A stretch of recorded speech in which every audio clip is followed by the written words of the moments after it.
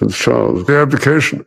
And I was very conscious all the time that I had to keep up with you were conscious of the fact that she had become the sovereign, and you accorded her the sort of respect that was her due. The relationships with the sovereign and how important. Tradition, responsibility, and silent personal sacrifices have long been woven into the fabric of the royal family. However, few scenes are as heartwarming as the most recent one from Buckingham Palace. The Duke of Kent, who is now 90 years old, and clearly weak after the death of his cherished wife, made a statement in a heartbreaking video that had an impact well beyond his home's boundaries. He announced his intention to resign from his long-standing positions in a steady but emotionally charged voice, giving important duties and a piece of his legacy to Catherine, the Princess of Wales, the royal he has always liked the most, and whom he commended for her excellent devotion to the throne. This was no typical statement. It occurred while the monarchy was going through its own changes, with King Charles III placing a strong emphasis on effectiveness and relevance in the contemporary world. Despite decades of faithful service, the effects of aging and loss are now indisputable for Prince Edward, the Duke.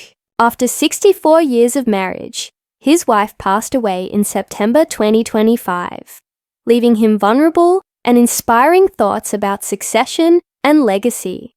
Why give up such symbolic significance at this time? What does it mean for the institution he has dedicated his life to preserving? The Duke of Kent has long been a steady presence in the background of royal life, frequently eclipsed by more well-known family members, but essential to his duties. The traumas of World War II and the demands of his family influenced his feeling of duty from an early age. He was born in 1935 as the son of Prince George, Duke of Kent, and Princess Marina of Greece and Denmark. Before entering a life of public appearances, patronage, and ceremonial responsibilities, he served in the military for more than 20 years, including active duty in Hong Kong and Cyprus. In contrast to the direct heirs, he followed a path of silent assistance, exemplifying the unsung bravery that sustains the monarchy. Nonetheless, the Duke seemed thoughtful while sitting in the comfortable surroundings of his Kensington Palace apartment in this video, which was published on October 9, 2025, to mark his 90th birthday. The straightforward and unadorned video depicted a guy who has sacrificed everything for his nation and is now prepared to take over. He expressed his confidence in Catherine and emphasized her commitment to subjects that are quite similar to his own lifelong interests, such as early childhood development, mental health, and military welfare. This is not merely a personal gesture. It highlights a change in strategy, guaranteeing continuity in the face of the royal family's changing dynamics. The video generated a lot of conversation as it circulated on news sites and social media. Compared to the active soldier of his youth, the Duke appeared weak to royal observers, his hands shaking slightly as he conveyed his message. The announcement is made at a critical juncture, as the monarchy is being questioned about its scope and significance. The Duke is essentially strengthening Catherine's status as a potential queen consort by giving her control over some of his assets, such as symbolic assets from his estate, and supervision of specific charitable trusts. However, there is a deeper tale of resiliency, grief, and the human side of royalty hidden beneath the surface. One must first acknowledge the Duke of Kent's extraordinary journey through nearly a century of service. In order to fully understand the significance of this news, he has seen the abdication crisis, the post-war reconstruction, and the constant scrutiny of the digital era as the longest-serving monarch in modern history. He has served with unflinching dedication in a variety of capacities, including Colonel and Chief of the Royal Scots Dragoon Guards, and Grand Master of the United Grand Lodge of England. These weren't just titles. By cultivating relationships with military veterans, non-profits, and international diplomacy, they served as a link between the monarchy's past and present. But among palace circles, the Duke's health has been a silent worry in recent years. He will turn 90 on October 9, 2025, and has reduced his public appearances due to the inherent limitations of aging. According to family sources, he is becoming more and more dependent on assistance due to mobility problems, and the psychological stress of bereavement is making his health worse. A significant turning point was the death of his wife Catherine, Duchess of Kent, on September 4, 2025, at the age of 92.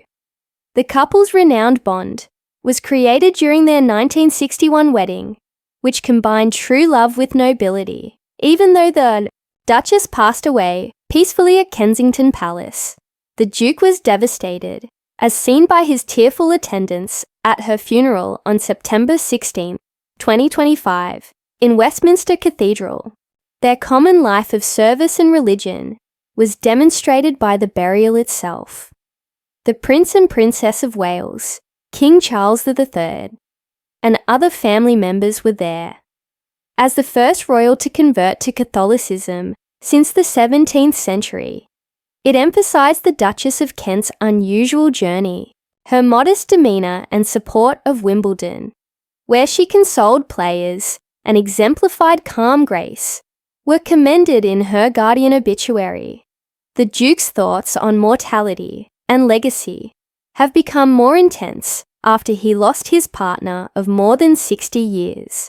He has been taking his time with his daughter, Lady Helen Taylor, according to royal analysts like Tatler, confirming plans for a more quiet existence before his milestone birthday.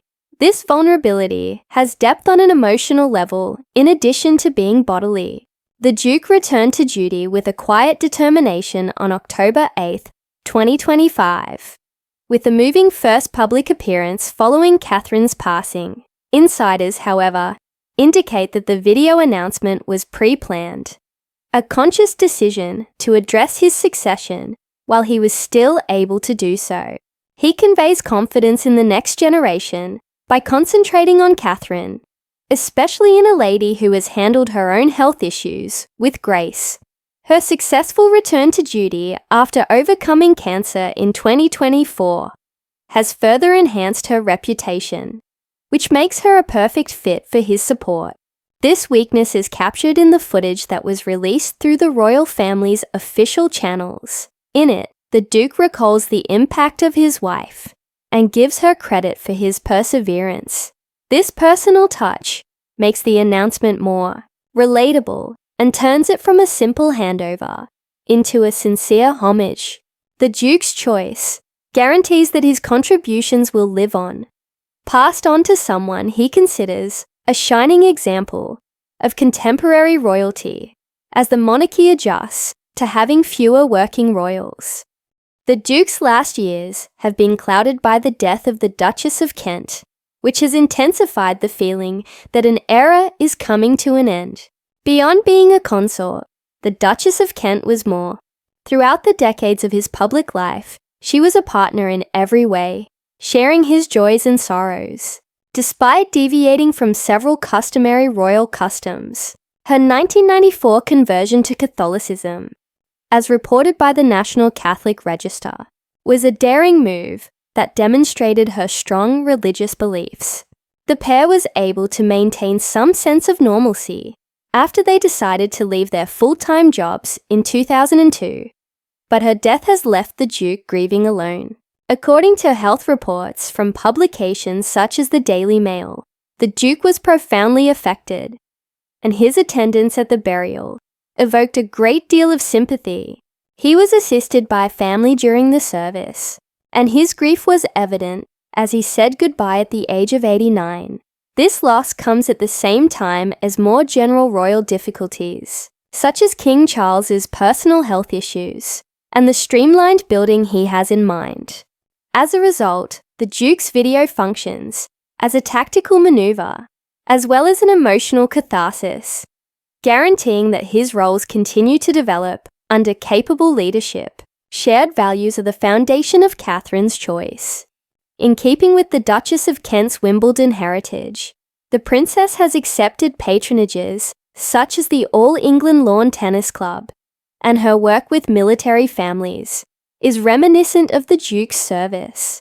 He specifically highlights her excellent performance in her royal duties in the video, complimenting her fortitude and empathy. With fewer royals like the Duke resigning, there is concern about the monarchy's viability in light of this endorsement. The actual video is a masterwork of subtle royal communication. It begins with archive footage of the Duke in his peak, before switching to his present seated address, and it lasts for slightly under 5 minutes. It coincides with King Charles's unexpected declaration of a lavish celebration on his 90th birthday. According to Jong, in it, the Duke describes his intention to give Catherine control over a number of trusts and patronages, including elements of his charitable endowments and military connections. The Duke makes mention to family treasures and money connected to his properties. Even though wealth in royal terminology frequently refers to symbolic goods rather than actual wealth, here, power means having sway over groups that he has supported, such as the Stroke Association and engineering associations. According to YouTube analysis of such handovers, he guarantees continuity by giving these to Catherine. Catherine was specifically chosen to be the future queen. She stands for steadiness. After her discovery, her popularity skyrocketed. The Duke refers to her as the monarch I have always adored, setting a pleasant tone for the video. Years of observation led to a familial bond. One of the mainstays of the contemporary monarchy is Catherine, Princess of Wales.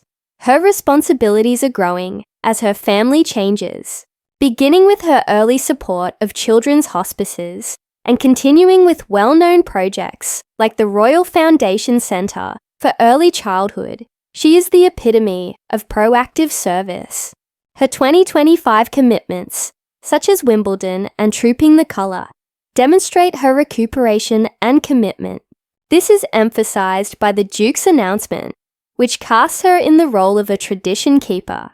Her attendance at the Duchess's funeral is highlighted in express reports, highlighting the importance of family ties. Catherine's acceptance of these positions increases her legitimacy and relieves pressure on older royals. This transfer shows how the monarchy has adjusted to modern times. As mentioned in Town and Country, the institution gains efficiency, but loses a veteran with the Duke's retirement. By redistributing responsibilities, Catherine may help people like Princess Anne avoid burnout. Additionally, it defies notions of internal conflict by indicating generational trust. In order to maintain the relevance of the throne, the movie might encourage other royals to carefully consider succession planning. In addition to being a practical transfer, the Duke of Kent's choice to assign Catherine, the Princess of Wales, important duties is a profoundly symbolic gesture that is ingrained in the complex relationships within the Kent family and the larger royal line. This occasion calls for a more thorough analysis of how family decisions, past and present, have shaped the monarchy's future, demonstrating a fine balance between custom and personal initiative. While the Duke's declaration in his moving October 2025 video has historical resonance, it also marks a contemporary advancement in royal succession planning. Being on the outskirts of the monarchy's spotlight for a long time has allowed the Kent family to establish unique identities. Born Prince Edward in 1935, the Duke gained his title at the age of 6, following the death of his father, Prince George, Duke of Kent, in a 1942 plane crash while serving in the armed forces. Young Edward was forced into a position of responsibility far sooner than expected as a result of this tragedy, establishing a standard of resiliency. that has characterized his life. Much like Prince Edward and Sophie, Duke and Duchess of Edinburgh, did with their children, James, Earl of Wessex, and Lady Louise Windsor, his children, George, Earl of St. Andrews, Lady Helen Taylor, and Lord Nicholas Windsor, have mostly decided to follow courses outside the conventional royal framework. This tendency to put individual liberty ahead of civic obligation is similar to the Duke's own parenting style, which aims to instill a sense of normalcy in his family, despite their aristocratic heritage. George, the present Earl of St. Andrews, for example, has kept a low profile while pursuing a career in academia and diplomacy, working as a trustee for a number of charitable organizations. Former fashion ambassador Lady Helen has also adopted a lifestyle that combines independence and privilege, seldom seen in formal royal roles, but frequently at cultural events. Lord Nicholas has further separated himself from royal responsibilities by concentrating on his family and personal pursuits. After becoming a Catholic like his mother, Catherine, Duchess of Kent, by letting their kids avoid the close scrutiny that senior royals endure, the Duke and Duchess of Kent fostered a deliberate change that is reflected in their decisions. This is similar to how Prince Edward and Sophie prepared James and Louise for independent lives by purposefully avoiding HR titles for them, as the BBC reported in 2020.